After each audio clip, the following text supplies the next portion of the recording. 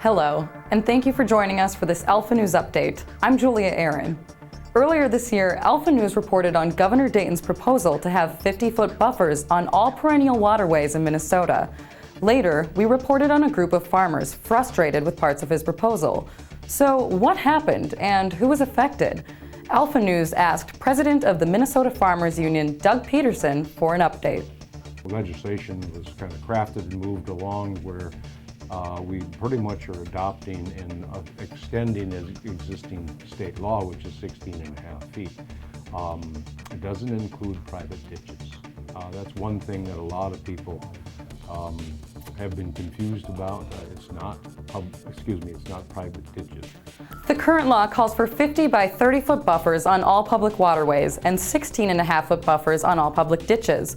Private land with qualifying waterways will be dealt with on a case-by-case basis after redetermination. Minnesota's legacy bill includes $5 million to local government for implementation and $650,000 for DNR mapping. No money, however, is included to reimburse landowners for lost cropland, but there is $33 million available in financial assistance to help landowners meet or exceed buffer requirements. Governor Dayton expressed the sentiments of other environmental advocates, stating that this is a very important first step, but it's not the last step. According to Peterson, when environmental groups push for blanket legislation at the state and federal level, that it could actually have an adverse effect on landowners and on farmers.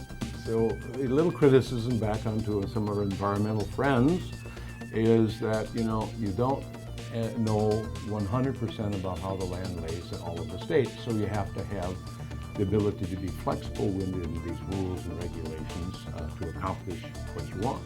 If you don't have the flexibility, you're going to be doomed to failure.